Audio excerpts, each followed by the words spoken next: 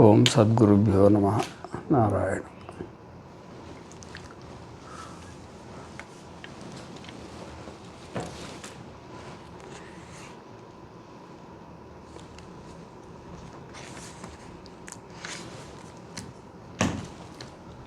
తద్యథా మహామత్స్య ఉభే కూలీ అనుసంచరతి పూర్వంచ అపరంచ ఏవమేవాయం పురుషः ఏతా ఉభావంతావనుపశ్యతి స్వప్నాంతంచ జాగరితంచ. ఇలా పూర్తి అయిపోయి. అవునండి. అంటే మనకు మన బుద్ధికి తేడా లేదు కాబట్టి బుద్ధి జాగ్రత్త స్వప్న సుషుప్తాలకు పోతుంటుంది కదా, వాటితో పాటు మనం కూడా మరి అది నీళ్ళు నదీ ప్రవాహం అంతా ఎంత భయంకరమైన నదీ ప్రవాహం వచ్చినా మా నదీ ప్రవాహంలో కొట్టుకోపోకుండా మనం సురక్షితంగా ఇక బుద్ధితో పాటు మనం కూడా క్షేమంగా ఇప్పుడు వైవస్వతోన్వంతరే కలియుగే ప్రథమపాదే జంబూద్వీపే భారతవర్షే భరతఖండే మేరో దక్షిణ దిగ్భాగే శ్రీశైలస్య ఆగ్నేయ ప్రదేశే భాగ్యనగరే వనస్థలిపురే శ్రీ విశ్వనాథ క్షేత్ర పరాశరాశ్రమే అస్మిన్ పాఠశాలే కూర్చొని మనం వ్యవహారం చేసుకుంటున్నాం అన్నమాట. మన పైన ఎన్ని జన్మలు పోయినాయి, ఎన్ని ఋతువులు పోయినాయి, ఎన్ని సంవత్సరాలు, ఎన్ని ప్రళయాలు మహాప్రళయాలు పోయినా కానీ మనం మాత్రం పోలేదు. ఎంత ప్రవాహం వచ్చిపోయిందో ఆ ప్రవాహాన్ని ఊహించుకోలేనంత ప్రవాహం వచ్చిపోయినా కానీ మనం మాత్రము పోలేదన్నమాట. మనమే మహామత్స్యం, మనమే మహామత్స్యం అన్నమాట. వాస్తవికంగా బుద్ధి మహామత్స్యము, బుద్ధితోటి తాదాత్మ్యం కాబట్టి మనం కూడా మహామత్స్యం అయిపోయినాం అనుకోండి. ఈడ మనని గురించే చెప్పింది, బుద్ధిని గురించి చెప్పలేదు కానీ అట్లా అన్నమాట. ఆ తర్వాత అయితే ఇప్పుడు మనకి ఏమైందంటే ఇప్పుడు జాగ్రత్త అవస్థ వదిలి స్వప్నానికి వస్తున్నాం కాబట్టి అది మన స్వరూపం కాదు. మన స్వరూపం అయితే దాన్ని వదలలేవు. అగ్నికి ఉష్ణం తన స్వరూపం, దాన్ని వదిలి ఉండలేదు. వదిలిందంటే దాన్ని కాదు. మరి జాగ్రత్తలో ఈ జాగ్రత్త శరీరం కానీ జాగ్రత్త ప్రపంచం కానీ ఎంత ఉందో అంతా వదిలిపెట్టినామంటే ఈ స్థూల శరీరం మనం కాదు. ఈ స్థూల శరీరం మనమే అయితే స్థూల శరీరాన్ని వదిలిపెట్టి మనం ఉండలేం. కాబట్టి జాగ్రత్త మనకు సంబంధం లేదు. జాగ్రత్త ద్రష్టలమే కానీ జాగ్రత్త మన స్వరూపం కాదు. అంటే స్థూల శరీరానికి మనం ద్రష్టనే తప్ప స్థూల శరీరం మన స్వరూపము కాదు. స్థూల ప్రపంచం మన స్వరూపం కాదు, మనదే కానీ మనం కాదు. బుద్ధాంతే రత్వా చరిత్వా దృష్ట్వయో పుణ్యంచ పాపంచ పునః ప్రతిన్యాయం ప్రతియోన్యాద్రవతి స్వప్రాంతాయైవ. మన జాగ్రత్త అవస్థలో ఈ సుఖ దుఃఖాలు ఇవన్నీ అనుభవించి ఇవన్నీ మరి అది మన స్వరూపం అయితే మన ఎంబటి రావాలి కాబట్టి దాన్ని వదిలి మనం స్వప్నానికి వచ్చినాం. సవా ఏష స్వప్రాంతే రత్వా చరిత్వా దృష్టయో పుణ్యంచ పాపంచ పునః ప్రతిన్యాయం ప్రతియోన్యాద్రవతి. మరి అది దాన్ని సంప్రసాదే అనాలి. సుషుప్తి సంప్రసాదంలోకి ప్రవేశిస్తామన్నమాట. మరి ఆ సంప్రసాదంలో మనం ఉంటున్నావా? కాదు. సవా ఏష ఏతస్మిన్ సంప్రసాదే రత్వా చరిత్వా దృష్టయో పుణ్యంచ పాపంచ పునః ప్రతిన్యాయం ప్రతియోన్యాద్రవతి స్వప్రాంతేవ. మళ్ళీ స్వప్నానికి వస్తున్నాం. ఈ విధంగా జాగ్రత్త స్థూల శరీరం మనమైతే దాన్ని వదలడానికి వీల్లేదు. దాన్ని వదిలేమంటే అది మన స్థూల శరీరం మనం కాదు. పోనీ సూక్ష్మ శరీరమే మనం అందామా? ఇప్పుడు కార్యకరణ సంఘాతాన్ని వదిలిపెట్టి స్వప్నంలో ఉన్నాం.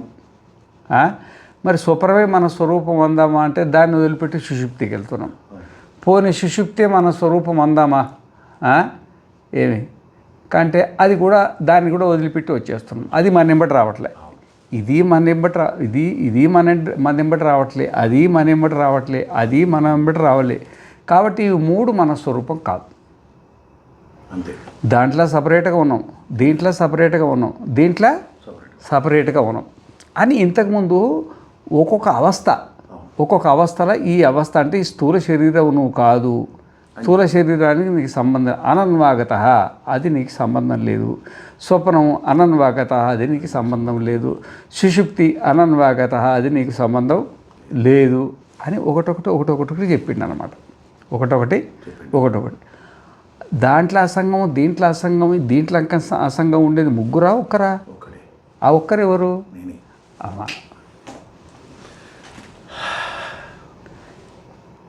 ఆ ఒక్కరెవరు? మనమే. అయితే మనం ఎట్లున్నాం? జాగ్రత్త మన స్వరూపం కాదు, స్వప్నము మన స్వరూపం కాదు, సుషుప్తి మన స్వరూపం కాదు. మరి మన స్వరూపం ఏది? అది మనం కాదని చెప్పాడు కదా, అంతే కదా. ఎం నేతి నేతి వచనైర్ నిగమ అవోచుహు. జాగ్రత్త నీ స్వరూపం కాదు, స్వప్నం నీ స్వరూపం కాదు, సుషుప్తి నీ స్వరూపం కాదు అన్నాడు. నీ స్వరూపం ఏదని మనకు వేదం చెప్పలేదు కదా. మన స్వరూపాన్ని మనం చెప్పలేదు కదా. అది ఆ మూడింటిని కలబెట్టుకొని ఒక్కొక్క దానికో అసంగత్వం ఉంది. జాగ్రత్త నువ్వు కాదు, స్వప్నం నువ్వు కాదు, సుషుప్తి నువ్వు కాదు. నువ్వైతే నువ్వు వదిలిపెట్టి ఉండలేవు. మరి వదిలిపెట్టి ఉన్నప్పుడు నువ్వు ఎట్లుంటావు? మూడింటిని వదిలిపెట్టి ఉన్నప్పుడు ఎట్లుంటావు? ఒక్కొక్క దాన్ని వదిలిపెట్టి ఉన్నప్పుడు ఎట్లున్నావు? జాగ్రత్తను వదిలిపెట్టి ఉన్నప్పుడు స్వప్నం మాదిరిగా ఉన్నావు. ఏదైనా ఒక అవస్థను అంటిపెట్టుకుని ఉంటాం. జాగ్రత్తను వదిలిపెట్టినప్పుడు స్వప్నం మాదిరిగా ఉన్నావు, స్వప్నాన్ని వదిలిపెట్టినప్పుడు సుషుప్తి మాదిరిగా ఉన్నావు, మళ్ళీ సుషుప్తిని వదిలిపెట్టి స్వప్నాల్లో జాగ్రత్తకు వస్తే జాగ్రత్త మాదిరిగా ఉన్నావు. కానీ ఆ మూడు వదిలిపెడితే ఏ మాదిరిగా ఉన్నావు? అంటే ఏ అవస్థలో ఒక అవస్థ నిన్ను అంటిపెట్టుకుని ఉంది, ఏ అవస్థ లేనప్పుడు నువ్వు ఎలా ఉన్నావు? మూడు అవస్థలలో నువ్వు ఉన్నావు కదా. మూడు అవస్థలలో నువ్వు అసంగుడివే కదా. అసంగుడుగా ఉన్నప్పుడు నీ స్వరూపం ఏంటి? ఎందుకంటే నువ్వు అవస్థలను దాటిపోలేదు, ఇంకా అవస్థలను దాటి వెళ్ళలేదు. నువ్వు అవస్థల్లోనే ఉండి కూడా మరి నీ స్వరూపం ఏంటి? అవస్థ నీ స్వరూపం కాదని తెలిసిపోయాయి. స్థూల శరీరం మనం కాదు, సూక్ష్మ శరీరం మనం కాదు, కారణ శరీరం మనం కాదు. మరి ఈ మూడిట్లలో మనం అసంగ స్వరూపం అంటే మనం ఎట్లున్నాము, ఏ స్వరూపంలో ఉన్నాము అనేది ఒక ప్రశ్న వచ్చి, తద్యథాస్మిన్ ఆకాశే శేనోవా సుపర్ణోవా విపరిపత్య శ్రాంత సంగత్య పక్ష సమలయాయైవ ధ్రియతే ఏవమేవాయం పురుష ఏతస్మా అంతాయ ధావతే ఎత్ర సుప్తో నకంచన కామం కామయతి నకంచన స్వప్నం పశ్యతి. 735 పేజీ 35. తద్యథాస్మిన్ ఆకాశే శేనోవా సుపర్ణోవా విపరిపత్య శ్రాంత సంగత్య పక్ష సమలయాయ ధ్రియతే. పగటిపూట ఆహారం వేట కోసము ఒక మంచి రకం డేక కానీ ఒక విశాలమైన పక్షి కానీ ఆకాశంలో రెక్కలాడించుకుంటూ కష్టపడుకుంటూ రెక్కలాడించడం చిన్న పని ఏంది? మనం కాలు చేతులు ఆడియాలంటే మనం అన్నం తినాలా, టిఫిన్ చేయాలా, దానికి పొద్దు నుండి సాయంత్రం దాకా మేపాలి కదా. మరి ఆకాశంలో ఆ గద్ద తిరగాలంటే దానికి ఆహారం కావాలిగా. మరి ఆహారం సంపాదించుకోవడం కోసం పాపం నలుదిక్కులు తిరిగి తనకేదో ఆహారం సంపాదించుకొని సాయంత్రం అయిన తర్వాత ఆకాశంలో అయితే నిద్రించలేదు కదా. అది తన స్థానం కాదు కదా, అది తన స్థానం కాదు కదా. జాగ్రత్త మన స్థానం కాదు, స్వప్నం మన స్థానం కాదు, సుషుప్తి మన స్థానం కాదు. మనకేదో గూడు ఉండాలి కదా. ఇప్పుడు ఆ గద్దకి ఎట్లా ఆకాశం తన స్థానం కాదో ఆ విధంగానే జాగ్రత్త స్వప్న సుషుప్తులు కూడా మన స్థానం కాదు. మన స్థానం అయితే దాన్ని వదిలిపెట్టి ఉండలేంగా. వదిలిపెడుతున్నాం, మన స్థానం కాదు కదా. తన స్థానం ఏంది గద్దది అంటే అది గూడు, తన గూడు. అయితే ఆ విధంగా ఏ విధంగానో మనం జాగ్రత్త స్వప్న సుషుప్తులను వదిలేసి మన గూట్లో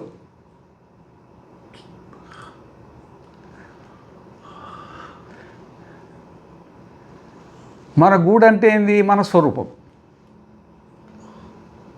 అది గద్ద అనేది ఒక ఉదాహరణ కోసం చెప్పిండు ఆయన. గద్ద మనకు దానికి గూడు ఉంటుందంటే మనకు ఒక ఉదాహరణ కోసం చెప్పిండు అనుకో. ఆ విధంగానే మనం గద్ద మాదిరిగా ఆహారం కోసం జాగ్రత్త అవస్థలో ఆహారం తింటూ స్థూలాహారం, స్వప్నావస్థలో ఆహారం తింటూ స్వప్న ప్రపంచాన్ని చూసి సుషుప్తికి వచ్చి సుషుప్తిలో ఆహారం ఆనందాహారం. ఆనందమే కోశం కదా, ఆనందాహారం. ఈ ఆహారాలు స్థూల సూక్ష్మ కారణాహారాలు తిని మరి మన స్వరూపంలో ఉండాలి కదా. అందుకే నిన్ను వదిలిపెట్టేది పెద్ద గొడవ ఉందన్నమాట. మన స్వరూపంలో ఉండాలి కదా. అదే చెప్పుండనమాట. తద్యథాస్మిన్ ఆకాశే శేనోవా సుపర్ణోవా విపరిపత్య శ్రాంత సంహత్య పక్షౌ సమలయాయైవ ధ్రియతే ఏవమేవాజం పురుష ఏతస్మై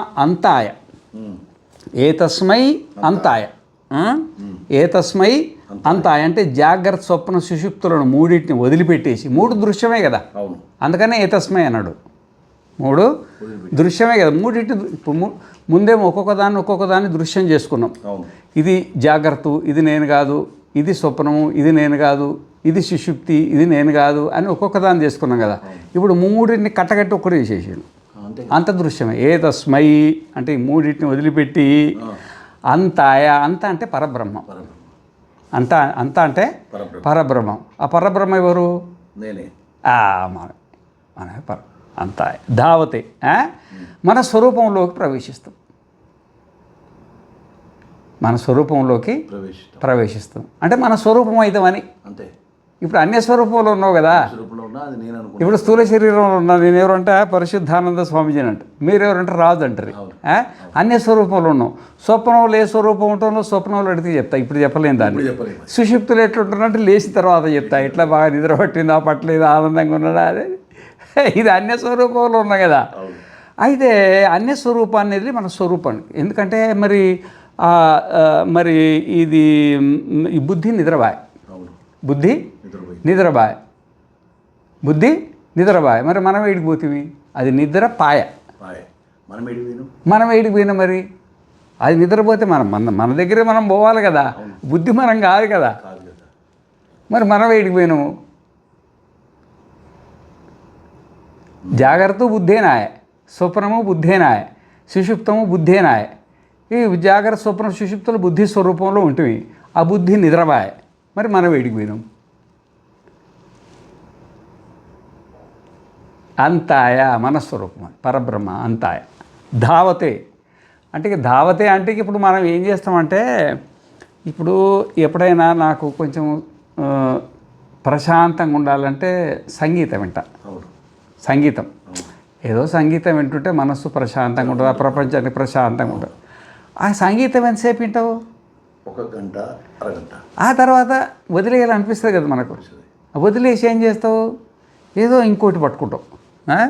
ఆ విధంగానే జాగ్రత్తను, స్వప్నం, సుషుప్తిని మూడింటిని కొంచెం అనుభవించి దాంట్లో మనం అలసిపోయి ఆ బుద్ధి నిద్రపోయిన తర్వాత మనము మన స్వరూపంలో ఉంటాం. ఏ తస్మా అంతాయ అంటే ఈ మూడింటిని వదిలి అంతాయ అంటే అంటే మన స్వరూపం, పరబ్రహ్మ స్వరూపం. దావతే ఏమి అయితే మనకు లక్షణం ఏంది? మన లక్షణం ఏంది? మనం ఎట్లుంటాం? మన పరబ్రహ్మమే. అంత అంటే పరబ్రహ్మ, మనం పరబ్రహ్మమే.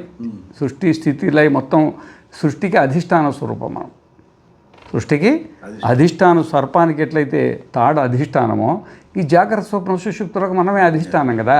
ఇప్పుడు అధిష్టాన స్వరూపంలో ఉన్నాం. ఆ అధిష్టానం ఎట్లుంటుంది? ఆ తాడు ఎట్లుంటుంది? మనం ఎట్లుంటాం? మనం ఎట్లుంటాం? ఎత్ర సుప్తో నకంచన కామం కామయతే, నకంచన స్వప్నం పశ్యతి. అక్కడ నకంచన కామం కామయతే అన్నాడు, కానీ అక్కడ జాగ్రత్త లేదు, స్వప్నం లేదు అనలేదు కదా. కామం అంటే కోరిక. కోరిక జాగ్రత్త అవస్థలో ఉంటుంది, స్వప్నావస్థలో ఉంటుంది. అయితే వేదం ప్రకారంగా ఎట్లయితే స్వప్నము జాగ్రత్త కూడా అది కూడా స్వప్నం మాదిరిగానే అన్నమాట. మరి స్వప్నంలో జాగ్రత్త అవస్థలేమో స్థూల శరీరము, మన శరీరము ఎంత ఉంటాయి, దీంతో కూడి కోరికలు కొడతాం. స్వప్నావస్థలో ఇవి లేకుండా కోరికలు కొడతాం. కోరికలు రెండిట్లో సమానంగా ఉన్నాయి. తేడా ఏంటంటే ఇక్కడ కార్యకరణ సంఘాతం. ఇప్పుడేమో మన కాళ్ళు ఉంటాయి, చేతులు ఉంటాయి, ఇవన్నీ సంఘాతం తోడైంది కోరికకు. అక్కడ సంఘాతం తోడు కాలే, కానీ కోరిక ఉందా లేదా? ఇక్కడ స్థూల శరీరం ఉంది, అక్కడ కల్పనా శరీరం ఉంది. శరీరంలో తేడొచ్చింది, కోరికలలో తేడొచ్చింది, తేడా రాలేదు కదా. అంటే తాత్పర్యం ఏంటంటే ఎత్ర సుప్తో నకంచనం కామం కామయేదంటే నీకు అప్పుడు జాగ్రత్త లేదు, స్వప్నం లేదు, రెండింటిని కలిపి అనుకోవాలి. ఇక్కడ అంటే కోరిక లేదు అంటే జాగ్రత్త స్వప్నం రెండు లేవని. అంతే. నకంచన కామం కామయతే. నకంచన కామం కామయతే అంటే ఏంటంటే కామం ఉండేది రెండిట్లోనే, జాగ్రత్తలో ఉంటుంది, స్వప్నం ఉంటుంది. ఈ రెండింటిని ఒక దగ్గర కట్టకట్టేసిండ్రు. అక్కడ ఏం లేదు, ఇంకా నాకేం లేదు.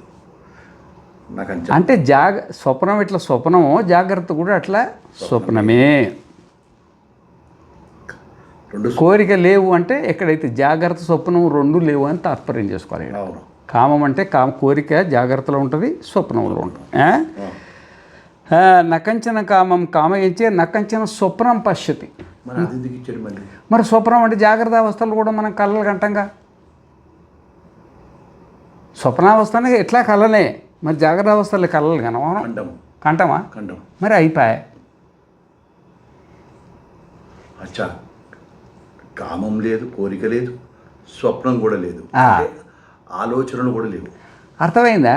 అర్థమైందా? స్వప్నం అంటే ఊహలు కదా. అంతే, అది కూడా లేదు. ఊహలు కదా. అది కూడా నువ్వు ఎట్లయితే ఇప్పుడు జాగ్రత్తలో నువ్వు ఊహిస్తున్నావు, స్వప్నంలో చేసేది ఏంది? ఏమీ లేదు. స్వప్నంలో ఊహనే కదా అంతా. అది అక్కడ ఊహ, ఆ ప్రపంచం ఊహ, ఈ ప్రపంచం కోరిక, అంత మనోవృత్తులే కదా. అక్కడ మనోవృత్తులే, ఇక్కడ మనోవృత్తులే. అక్కడ స్వప్నావస్థలో మనోవృత్తుల తాండవమే. ఆడ వస్తువు లేదు, వస్తువు లేదు. ఆ వస్తువు యొక్క వృత్తి, వస్తువు ఆకారాలు తిరుగుతున్నాయి. వస్తువు లేదు కానీ వస్తువు ఆకారాలు తిరుగుతున్నాయి. అంతే, వస్తువు ఉండదు, వస్తువు జ్ఞానం అంతే. ఆ విధంగానే జాగ్రత్తలు కూడా వాస్తవికంగా లేదు. ఏమే అయ్యా, జాగ్రత్తలు కూడా వాస్తవికంగా లేదు. ప్రమాతృ చైతన్యం, ప్రమాణ చైతన్యం, ప్రమేయ చైతన్యం, 3 చైతన్యమే కదా. మనకు భిన్నంగా లేదు కదా, ఏది లేదు కదా. మనకు భిన్నంగా ఏది లేదు కదా.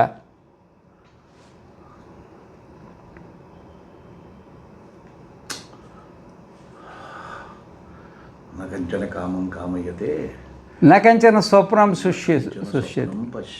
కోరిక లేదు, ఆలోచనలు కూడా లేవు, ఏవీ లేదు. మా స్వరూపం అది, మన స్వరూపం అది. ఏ కోరిక లేని స్వరూపము, ఆలోచనలు లేని స్వరూపము మన స్వరూపం. నీ కోరిక ఉందంటే నీ స్వరూపం కాదు.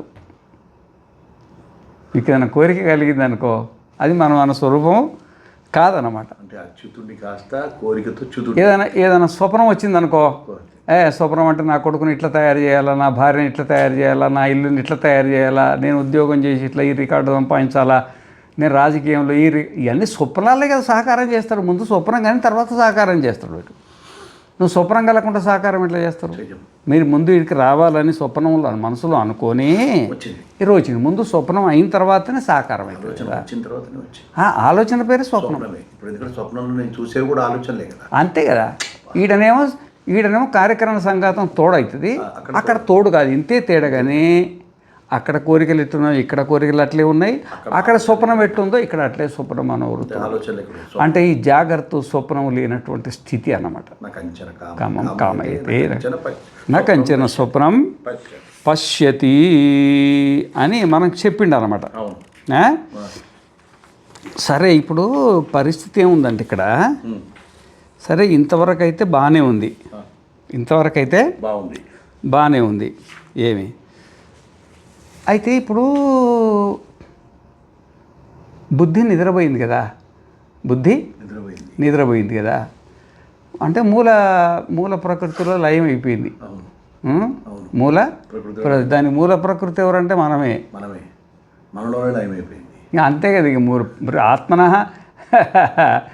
ఏమి మూల ప్రకృతి ఎవరు అంటే మనమే కదా. బీజము, సృష్టికి బీజమే మనం అయిపోయాయి.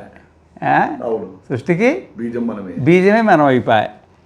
మరి అట్లా అంటప్పుడు ఇక ఎక్కడ లయం అవుతుంది? మన లోపల సృష్టి అంతా మన లోపల కాగా ఎవ్వని చేజనించు జగమెవ్వని లోపనలుండు లీనమై ఎవ్వని అందు డిందు అన్నాడు చూడు. డిందు అంటే లయించునని. గజేంద్ర మోక్షంలో దిందు పరమేశ్వరుడెవ్వడు, మూల కారణం ఎవ్వడనాది మధ్యలయుడెవ్వడు, అది సర్వము తానయైన వాడెవ్వడు. అర్థమైందా? సర్వము తానయైన వాడెవ్వడు.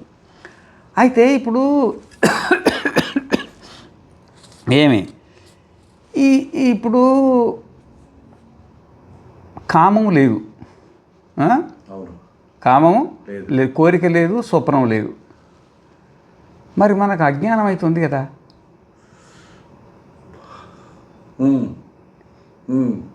కోరిక లేదన్నో బాగానే ఉంది, స్వప్నం లేదన్నో బాగానే ఉన్నది. మరి ఈ అజ్ఞానం ఏడికి పోయింది? మనకు స్వరూప జ్ఞానం లేదు కదా. ఇప్పుడు జాగ్రత్తలు ఎట్లా స్వరూప జ్ఞానం లేదో, స్వప్నంలో ఎట్లా మన స్వరూప జ్ఞానం లేదో, సుషుప్తిలో ఎట్లా మరి మన స్వరూప జ్ఞానం ఎక్కడ పోయింది? అది స్వరూప జ్ఞానం ఎక్కడ ఉంది? మన స్వరూపం ఏంది అంటే ఉండాలి కదా. మనం సత్యం జ్ఞానం అనంతం బ్రహ్మ. సరే, నిద్రపోయి నువ్వు ఆత్మ అన్నావు. అవును.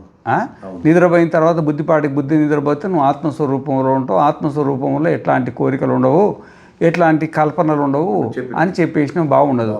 మరి ఇంతకుముందు జాగ్రత్త అవస్థలో స్వప్నావస్థలో మరి అజ్ఞానం ఉండేది కదా, అజ్ఞానం ఏడిపోయింది అది. అది పోదుగా. అజ్ఞానము ఏడిపోయింది అది. అజ్ఞానం జాగ్రత్తలో ఉండదు కదా, అది స్థూల శరీరంలో, సూక్ష్మ శరీరంలో, కారణ శరీరంలో ఉండదు కదా. అజ్ఞానం మన లోపల ఉండదు, అది మన లోపల కదా ఉండదు. అయితే ఇక్కడ సమస్య ఎట్లా వచ్చిందంటే, ఇప్పుడు మన స్వరూపం ఏంటంటే సత్యం జ్ఞానం అనంతం బ్రహ్మ. మనం త్రికాల అబాధ్యత్వం, 3 కాలాలలో మనకు ప్రాగభావం లేదు. ప్రాగభావం లేదు. పుట్టిన వస్తువు ప్రాగభావం ఉంటుంది. ఈ శరీరానికి ప్రాగభావం ఉంది, ఈ మనస్సుకు కూడా ప్రాగభావం ఉంది. సుషుప్తులు లేదు కదా, అది ప్రాగభావం ఉంది కదా. ఆ విధంగానే మనకైతే ప్రాగభావం లేదు. మనం నిత్యులం, పుట్టింది చచ్చిపోతుంది, మనం పుట్టలేదు. దాన్ని నిత్యం అంటారు. సత్యం త్రికాలాబాధ్యత్వం సత్యత్వం, 3 కాలాలల్లో పుట్టిన వస్తువు సస్తది. జాతశ్చై ధ్రువో మృత్యురు ధ్రువం జన్మ మృతస్యత తస్మాత్ అపరిహార్యేర్థే నత్వం శోచితుం అర్హతి. అది సావు పుట్టుకల గురించి చెప్పిండు అనుకో, మనుషులను గురించి, కానీ సృష్టికి మొత్తం వర్తిస్తుంది ఇది. సృష్టికి మొత్తం అన్నీ పుట్టినాయి కదా, మనుషులే కదా పుట్టింది కదా. భూమి పుట్టే, నీళ్లు పుట్టే, అగ్ని పుట్టే, బాలి పుట్టే, ఆకాశం పుట్టే, అన్నీ పుట్టినాయి కదా. మనుషులమే పుట్టినాయి, మన శరీరం పుట్టిందా ఏంటి? అన్నీ పుట్టినాయి కదా. అవి పుట్టినవి ఏవో చచ్చిపోతాయి. మనం పుట్టిన వాళ్ళము కా, ఎందుకంటే విభు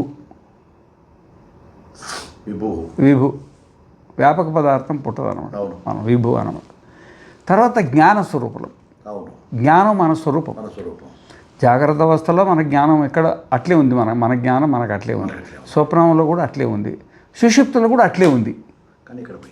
కానీ ఇప్పుడు జాగ్రత్త అవస్థలో జ్ఞానం ఉన్నట్టు తెలుస్తుంది. మీరు నాకు కనబడుతున్నారు, నేను మీకు కనబడుతున్నా. స్వప్నంలో కూడా జ్ఞానం ఉన్నట్టు కనబడుతుంది, అని ఏమేమో అన్నీ కనబడతా ఉన్నాయి. కానీ సుషుప్తిలో జ్ఞానం ఉన్నట్టు అనుభవంలో ఉందా? కానీ ఉంటుంది, ముందు చెప్తుంది దాన్ని.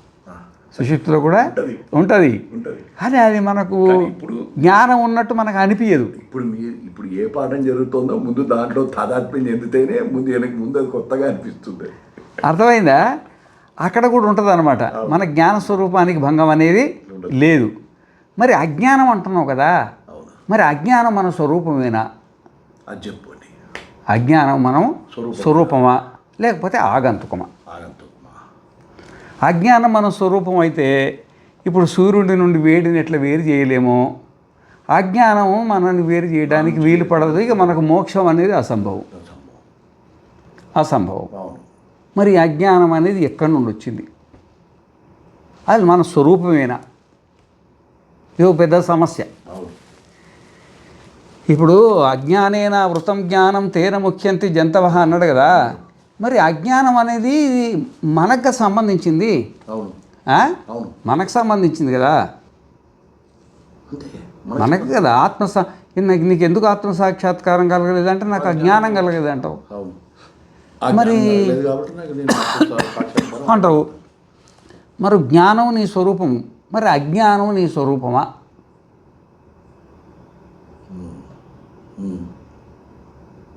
అజ్ఞానం నీ లోపలనే ఉంది కదా. ఇప్పుడు ఇంతకీ అది అగ్ని నుండి ఉష్ణాన్ని వేరు చేయలేనట్టు తన స్వరూపం అయితే, అజ్ఞానం మన స్వరూపం అయితే దానికి వేరు చేయలేము. వేరు చేయలేనప్పుడు ఈ బ్రహ్మచర్యం ఎందుకు, గృహస్థం ఎందుకు, వానప్రస్థం ఎందుకు, సన్యాసం ఎందుకు, వేదాలు ఎందుకు, యజ్ఞం ఎందుకు, దానం ఎందుకు, తపస్సు ఎందుకు, యమము, నియమము, ఆసనము, ప్రాణాయామము, ప్రత్యాహారము, ధారణము, ధ్యానము, సమాధి, ఆశ్రమాలు, సన్యాసులు, గురువులు, శిష్యులు, ఈ వ్యవస్థ అవసరమా? అజ్ఞానం మన స్వరూపమే అయినప్పుడు ఈ వ్యవస్థ అవసరమా? అజ్ఞానం మరి అజ్ఞానం మీ స్వరూపం కాదన్నాం అనుకో, మరి ఎక్కడి నుండి వచ్చింది అది? మరి ఎక్కడి నుండి వచ్చింది అనే విషయంలో మనకు సందేహం ఉందిగా. ఇప్పుడు జాగ్రత్త అవస్థలో భ్రమ కలిగింది, అది మనకు తెలుస్తుంది. స్వప్నావస్థలో భ్రమ కలిగింది, సుషుప్తి అవస్థలో భ్రమ కలిగింది. భ్రమ కలిగింది ఎవరికి? నాకే కదా. నేను కాకపోయినా నేను అనిపిస్తుంది కదా, స్థూల శరీరం నేను కాదు, కానీ నేనే అనిపిస్తుంది. సూక్ష్మ శరీరం నేను కాదు నేనే అనిపిస్తుంది, కారణ శరీరం కాదు నేనే అనిపిస్తుంది. నేనంటే ఆత్మనే కదా, మరి అనిపిస్తుంది అంటే అజ్ఞానం ఉన్నట్టే కదా, మన స్వరూప జ్ఞానం లేదు కదా. శరీర జ్ఞానం జాగ్రత్త అవస్థలో నేను ఇట్లున్నా, స్వప్న అవస్థలో నేను ఇట్లున్నా, సుషుప్త అవస్థలో నేను ఇట్లున్నా అని అనిపిస్తుంది తప్ప నేను మూడిట్ల సంబంధం లేకుండా ఇట్లున్నా అని మనకేమైనా అనిపిస్తుందా? అనిపించట్లే. మరి అనిపించకపోవడం అనేది మన లోపలనే ఉంది కదా. ఎందుకంటే నేను శాస్త్రం చదివినా చదవకపోయినా నా స్వరూప జ్ఞానం నాకు ఉండాలి, మరి నాకు లేదుగా. ఇప్పుడు సూర్యుడికి వెళ్తురు, అది ఏడ పెట్టినా ఉంటుంది, అది స్వర్గంలో పెట్టినా ఉంటుంది, నరకంలో పెట్టినా ఉంటుంది, ఏడికి పోయినా దాని వెళ్తురు ఎక్కడ పడదు. ఆ విధంగానే అజ్ఞానమే మన స్వరూపం అయితే అది దాన్ని తీసేయడానికి వీలే పడదు. మరి అజ్ఞానం దేని స్వరూపం? అది బుద్ధికి సంబంధించింది కాదు, అది బుద్ధికి సంబంధించింది కాదు. అజ్ఞానం నాకున్నదంటాం కదా, అజ్ఞానం మనమే తొలగించుకోవాలా. బుద్ధితో తాదాత్మ్యం చెందాను, నేను అజ్ఞానంలో ఉన్నాను. మనం మన మనకు కదా, ఆత్మకు మనకు కదా అజ్ఞానం ఉండేది. మరి అజ్ఞానం అనేది మన స్వభావమే అయితే మన స్వభావాన్ని నుండి మనల నుండి మన స్వభావం వేరు చేయడానికి వీలు పడదు. ఇరికింది పిట్ట. ఎవరు చేయాల్సింది అప్పుడు ఇక సంసారం అనేది పెద్ద చిక్కులలో పడిపోయింది, పెద్ద చిక్కులలో. ఇక దానికోసం ఇక ఎందుకు సన్యాసం ఎందుకు, ఇవన్నీ ఎందుకు, ఇక వాళ్ళ చార్వాకులది మేలుంది. ఇక ఎట్లకే మోక్షం కలగదు. ఏం పుడతామో పుడతాం చస్తాము ఏమన్నా కానిగా. ఇక మోక్షం లేనప్పుడు ఇవన్నీ ఈ వ్రతాలు తపాలు ఇవన్నీ ఎందుకు, ఇవన్నీ తలకాయపోటు అని అనిపించదా? ఈ వ్యవహారం అన్నమాట. అయితే దానికోసమే అంటుండు అయ్యా, ఇది అజ్ఞానం అనేది ఆగంతుకమే అంటున్నాడు. ఆగంతుకమే అంటుండు. మరి ఆగంతుకం అంటే అది ఎక్కడి నుండి వచ్చింది? అది ఇప్పుడు మీ ఇంటికి చుట్టం వచ్చింది అనుకో, ఎక్కడి నుండి వచ్చిందో మనకు తెలుస్తుంది కదా. కాకినాడ నుండి వచ్చిందా, విజయవాడ నుండి వచ్చిందా, లేకపోతే ఎక్కడి నుండి మనకు తెలుస్తుంది కదా. చుట్టం వచ్చిందంటే మీ ఇంటికి డబ్బు వచ్చింది అనుకో, ఎక్కడి నుండి వచ్చింది తెలుస్తుంది కదా. ఏది వచ్చినా తెలిసిపోతుంది కదా. ఇంటికి కూరగాయలు వచ్చినా ఎక్కడి నుండి వచ్చింది తెలుస్తాయి, గుడ్డలు వచ్చినా ఎక్కడి నుండి తెలుస్తాయి, బెడ్షీట్లు వచ్చినా ఎక్కడి నుండి తెలుస్తాయి, ఏం వచ్చినా మనకు తెలుస్తుంది కదా. ఆ విధమైన అజ్ఞానం వస్తే ఎక్కడి నుండి వచ్చింది అని అడ్రస్ తెలవాలి కదా. ఎక్కడి నుండి వచ్చింది? అది తూర్పు నుండి వచ్చిందా, పడమట నుండి వచ్చిందా, ఉత్తరం నుండి వచ్చిందా, పక్క నుండి వచ్చింది అది. మరి అది ఎక్కడి నుండి రావాలి, దానికి అడ్రస్ చెప్పాలి కదా, ఎక్కడి నుండి వచ్చిందని. ఇప్పుడు నేను వచ్చిన నాకు అడ్రస్ ఉంది, మీరు వచ్చిన మీకు అడ్రస్ లేకుంటే ఏముంది? అన్ని అడ్రస్ ఉంది. ఆకాశం ఇది, ఇక్కడ దాని అడ్రస్ ఇది, నీళ్ళ అడ్రస్ ఇది, అగ్ని అడ్రస్, సూర్యుడు అడ్రస్ అది, చంద్రుడు అడ్రస్ అది. అడ్రస్ లేని వస్తువు ఏది ఉంది? అన్నిటికీ అడ్రస్ ఉంది కదా. మరి అజ్ఞానం ఎక్కడి నుండి వచ్చింది? దాని అడ్రస్ ఏది, ఎక్కడి నుండి వచ్చింది? స్వరూపం అంటివా, సరే వదిలిపెట్టేస్తావు. నేను వదిలిపెట్టేసి ఇంకా అయిపోయింది, ఇక శాస్త్రం వద్దు, గురువు వద్దు, శిష్యుడు వద్దు, ఏది వద్దు, శుభ్రంగా 3 పూటలు తినడము, 6 పూటలు ఆనందించడం. 3 పూలు 6 కాయలు అంటారు కదా. 3 పూటలు తినడము, 6 జాములు ఆనందించడం, 6 జాములు ఆనందించడం ఆనందంగా. ఇంకా గొడవ ఎందుకు ఎంత అంటే అది అజ్ఞానం అనేది ఆగంతుకం అన్నాడు. మరి ఆగంతుకం అనే దాన్ని నువ్వు తేల్చాలి, ఎక్కడి నుండి వచ్చింది అది. నువ్వు దాన్ని బుద్ధిలో పెడతావా? ఇప్పుడు పెళ్ళి అయిన తర్వాత అమ్మాయి ఇంటికి వస్తుంది, ఎక్కడి నుండి వచ్చింది తెలియకుండా వస్తుందా? ఓ అమ్మ ముందు అడ్రస్లని కనుక్కొని పత్రికలు కొట్టించి బంధువులకు చెప్పి ఇంటికి తీసుకొస్తాం అమ్మాయిని. మరి ఒక్క జన్మ అమ్మాయినే గిట్లా తీసుకొస్తే ఎన్ని జన్మల నుండి వచ్చిన అమ్మాయి అజ్ఞానం అని ఎమ్మడి ఉంది. మనమే అయి ఉంది, మనమే అయి ఉంది. మరి దాని అడ్రస్ తెలవాలి కదా. అజ్ఞానం ఎక్కడి నుండి వచ్చింది? అది భూమిలో నుండి వచ్చిందా, నీళ్ళ నుండి వచ్చిందా, అగ్ని నుండి వచ్చిందా, గాలి నుండి వచ్చిందా, ఆకాశం నుండి వచ్చిందా, ఇంకా దేంట్లో నుండి వచ్చింది? అది దాని స్వరూపం ఏంది? అది ఎట్లా వచ్చింది అజ్ఞానం అనేది? అంటే శరీరం నేను ఎట్లా అనిపిస్తుంది, బుద్ధి నేను ఎట్లా అనిపిస్తుంది, స్థూల శరీరం నేను అనిపిస్తుంది, సూక్ష్మ శరీరం నేను అనిపిస్తుంది, కారణ శరీరం నేను అనిపిస్తుంది. నేను అనిపించడానికి గల కారణం ఏంది, ఎక్కడి నుండి వచ్చింది? అది నేను పాము అనిపిస్తుంది, తాళ అనిపించట్లే. నేను పాము శరీరం పాము మన పైన అధ్యారోపితమైంది కదా. శరీరం నేను అనుకుంటున్నాం, అది పాము కాకపోయినా పాము అనుకుంటున్నాం కదా, పాము అనుకుంటున్నాం కదా. తాడు అని స్పష్టంగా తెలిస్తే తప్ప ఇది ఈ తాడని స్పష్టంగా తెలిస్తే తప్ప పాము భ్రమ పోదు, పాము భ్రమ పోదు. ఆ విధంగానే నేను ఆత్మస్వరూపం అని స్పష్టంగా తెలిస్తే తప్ప నేను స్థూల సూక్ష్మ కారణ శరీరాలు నేననే భ్రమ పోదు. మరి మనకు ఆ భ్రమకు మధ్యలో అజ్ఞానం ఒకటి వచ్చింది కదా, ఆ అజ్ఞానం వల్లనే కదా ఈ స్థూల సూక్ష్మ కారణ శరీరాలను మనం తగులుకున్నాం. అది నేను ఇది నేను అనిపిస్తుంది కదా, ఎన్ని ఉపన్యాసాలు చెప్పినా ఎన్ని ఉపన్యాసాలు విన్నా అది పోతలేదు కదా. నాయమాత్మ బలహీన లభ్యో నమేధయా నా బహునా శ్రుతేనా, బహునా శ్రుతేనా. 20 ఏళ్ల నుండి 30 ఏళ్ల నుండి 50 ఏళ్ల నుండి వింటనే ఉన్న ఉపన్యాసాలు ఇప్పుడైతే గురువు దగ్గరికి వచ్చి పద్ధతిగా వ్రతం తీసుకొని వినాలంట. సన్యస్య శ్రవణ సమిత్పాణి శ్రోత్రియం బ్రహ్మనిష్టం. సమిత్పాణి అంటే సర్వసంగ పరిత్యాగం చేసి ఇల్లు గిల్లంతా వదిలేసి ఏదో ఆ గురువు దగ్గరికి వచ్చేప్పటికి ఉత్త చేతులతో రాకూడదు కదా. అప్పుడు తీసుకొచ్చేవారు ఆ సమిధలు పేరు పెట్టిన సరే ఏదుంటే అది, ఏదుంటే పత్రం పుష్పం ఫలం తోయం యోమే భక్త్యా ప్రయచ్చతి. మరి అజ్ఞానం అనేది మన లోపల ఉంది, మన లోపల ఉన్నది, అది మన స్వరూపం కాదన్నారు. మరి ఆగంతకం బయట నుండి వచ్చింది అన్నారు, అది ఎక్కడి నుండి వచ్చింది అనే విషయం చెప్తున్నాడు ఇప్పుడు. అనే విషయం చెప్తున్నాడు 20వ మంత్రంలో 737వ పేజీ. తావా ఆశ్రయిత హితానామనాడ్యో యథాకేశ సహస్రదా భిన్నస్తావదనిం నాతిష్టంతే శుక్లస్య నీలస్య పింగళస్య హరితస్య లోహితస్య పూర్ణ అథా ఎత్రైనం ఘనంతీవ జనంతీవ హస్తీవ విచ్ఛాదయతి గర్తమివ పతతి యదేవ జాగ్రద్భయం భవతి తత్ అత్ర అవిద్యయా మన్యతే. యత్ర దేవైవ రాజేవ అహమే వేదగుం సర్వోస్మీతి మన్యతే సోస్య పరమో లోకః. ఇది మనకు అజ్ఞానం ఎక్కడి నుండి వచ్చిందో ఇప్పుడు చెప్తుండే. అర్థమైందా? స్వతహా మనకు అజ్ఞానం లేదు, ఆగంతుకం. ఈ అజ్ఞానం ఎక్కడి నుండి వచ్చింది అనేది అసలు కీలకని చెప్పేసేసిండు అనమాట. తావా ఆశ్రయిత హితానామనాడ్యో యథాకేశ సహస్రదా భిన్న. అంటే మనకు ఇదే 4వ అధ్యాయంలో 2వ బ్రాహ్మణంలో 3వ మంత్రం.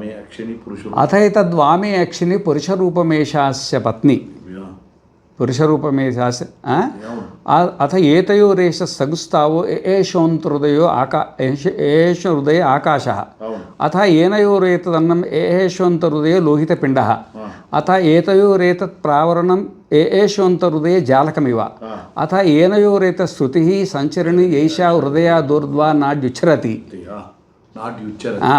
యథాకేశ సహస్రదా భిన్న యథాకేశ సహస్రదా భిన్న ఏవం అస్యైత హితానామనాడ్యో అంతర్హృదయే ప్రతిష్ఠితా భవంతి ఏతాభిర్వా ఏతదాస్రవదాస్రవతి తస్మాదేశ ప్రవిక్తాహారతర ఇవ భవతి అనేది మంత్రం.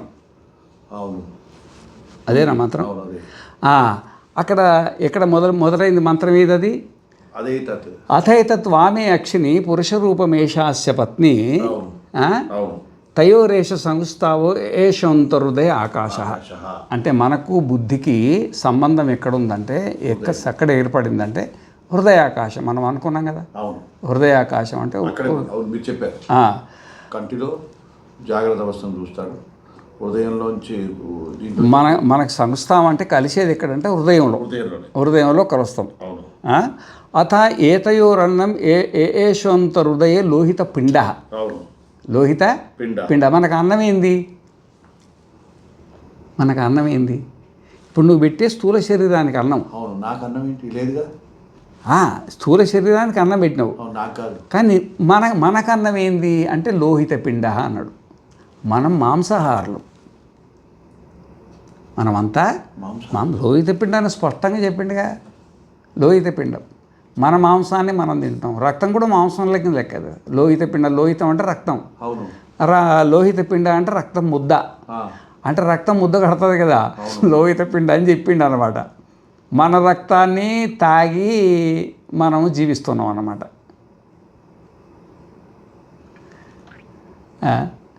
అథ ఏతయోరేతత్ ప్రావరణం ఏషోంతహృదయ జాలకమివ అన్నాడు.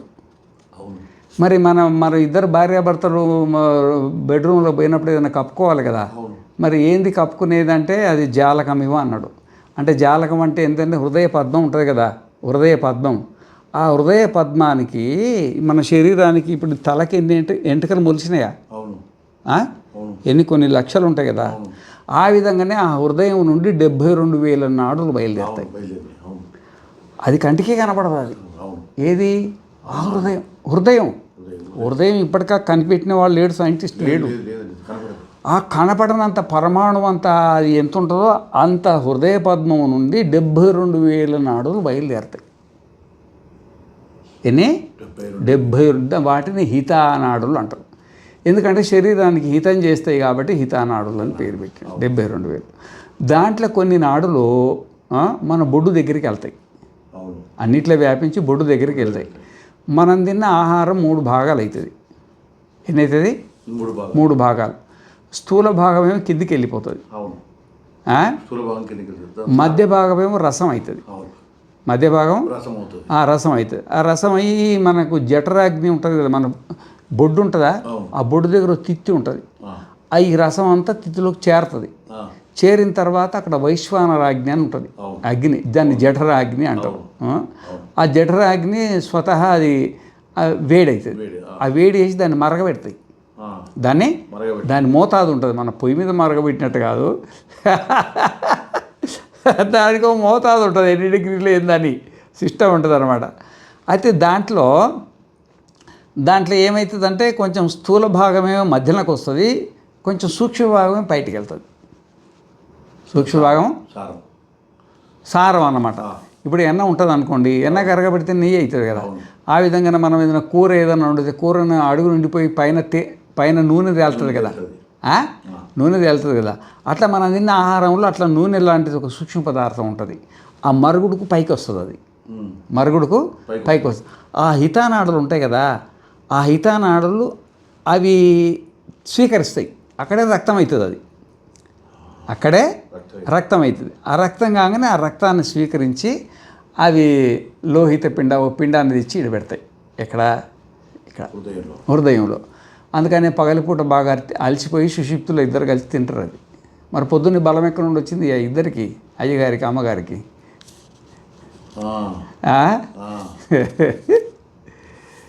అయ్యగారు అమ్మగారు, అయ్యగారు అంటే మనం, అమ్మగారు అంటే బుద్ధి.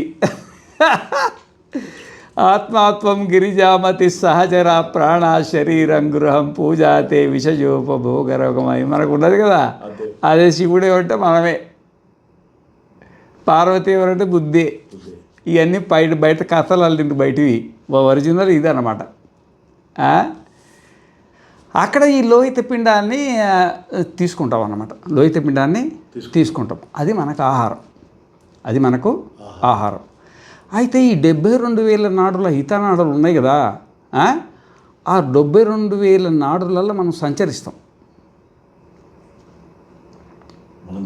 ఆ సూక్ష్మ శరీరం అంటే ఇప్పుడు సూక్ష్మ శరీరం అంటే 17.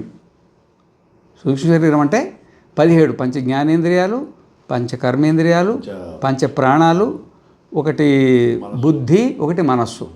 బుద్ధిలో అహంకారం లయం చేసిండు, మనస్సులో చిత్తాన్ని లయం చేసిండు. మొత్తం 17. ఈ 17 కలిసి ఈ 72,000 నాడులలో సంచరిస్తున్నాయి. అంటే దీంట్లో మనం తిన్న రసం ఉంది కదా, మనం తిన్న ఆహారంలో రసం ఓ లోహిత పిండమేమో దీనికి వస్తుంది. దేనికి? హృదయానికి వస్తుంది. లోహిత పిండం హృదయానికి వస్తుంది. కానీ కొంచెం రసం ఉంటుంది కదా, రసభాగం శరీరానికి వస్తుంది కదా. 17 ఈ రసాలు అనేది 72,000 నాడులలో ప్రయాణం చేస్తుంది. రసం అంటారు అన్నమాట. ఆ రసము రకరకాలు ఉంటుంది అన్నమాట.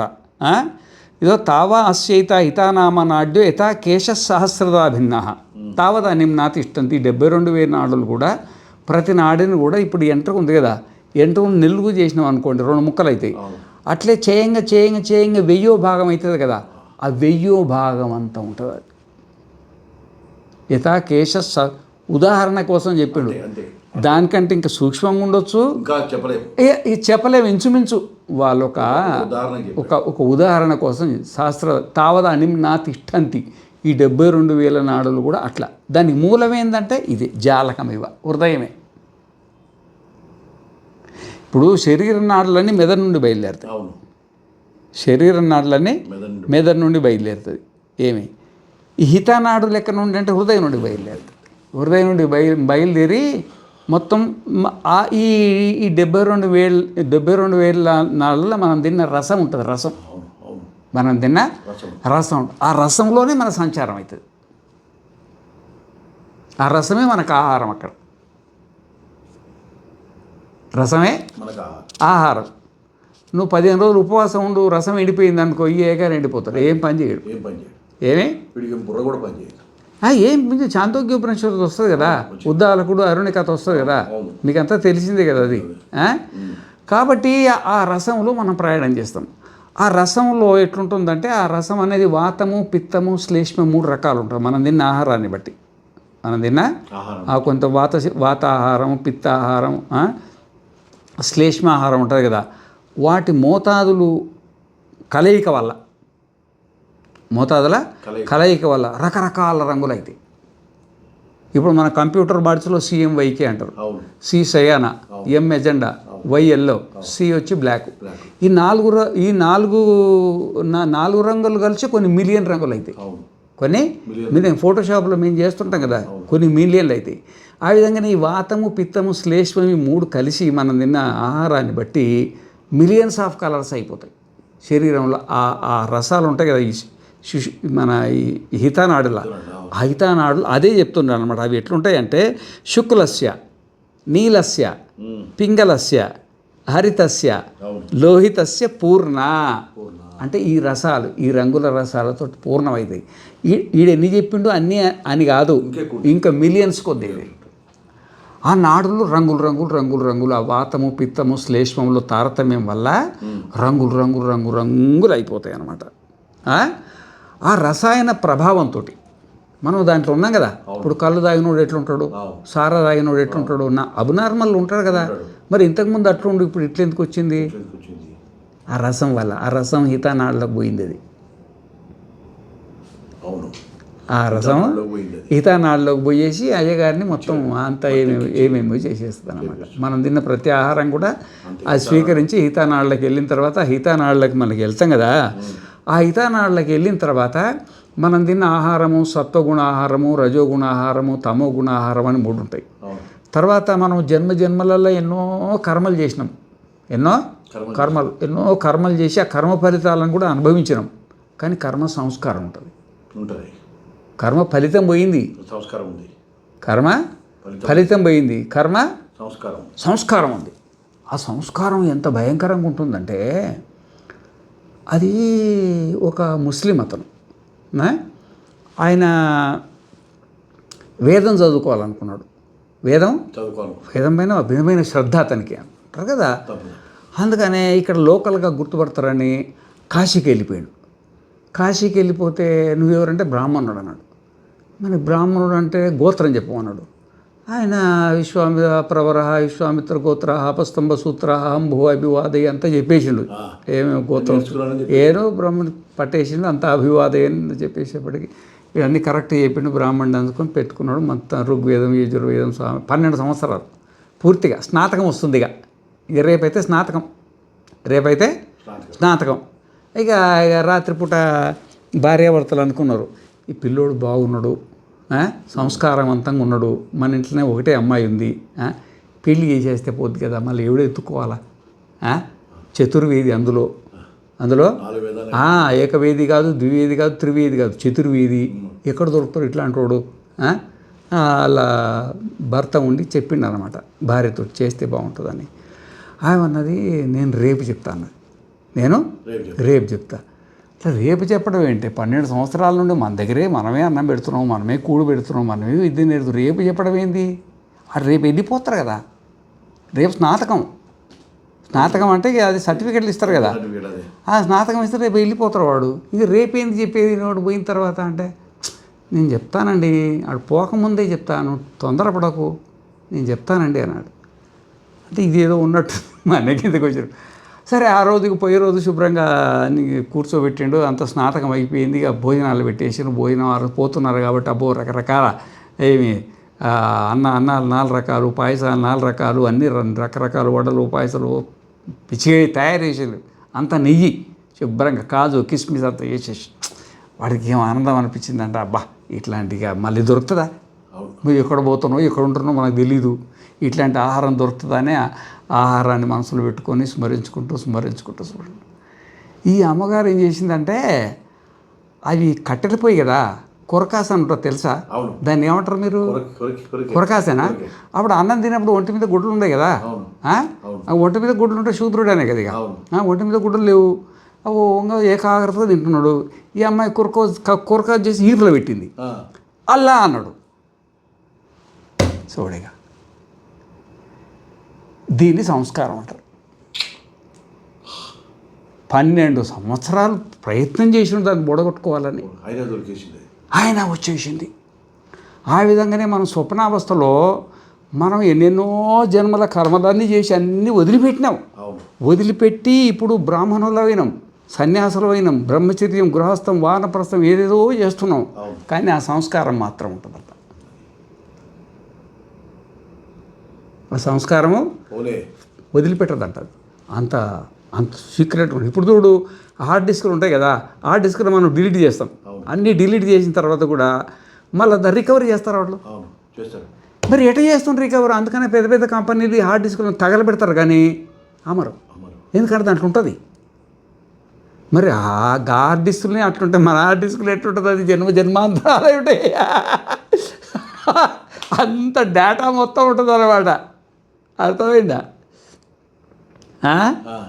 అదే అన్నమాట. అదంతా ఉండి ఆ సంస్కారానికి మనం తిన్న ఆహారం తోడయి ఘ్నంతీవ జనంతీవ హస్తీవ విచ్ఛాదయతి గర్తమివ పతతి యదేవ జాగ్రద్భయం పశ్యతి తత్ర విద్యయా మన్యతే యత్ర దేవ ఇవ రాజేవ అహమే వేదము సర్వోస్మీతి మన్యతే సోస్య పరమో లోక. రేపు చెప్పుకుందాం. ఇది పెద్ద సబ్జెక్ట్, ఇది పెద్ద సబ్జెక్ట్. రేపు చెప్పుకుందాం. ఓం పూర్ణమదః పూర్ణమిదం పూర్ణాత్ పూర్ణముదచ్యతే పూర్ణస్య పూర్ణమాదాయ పూర్ణమేవావశిష్యతే. ఓం శాంతి శాంతి శాంతి. నారాయణ.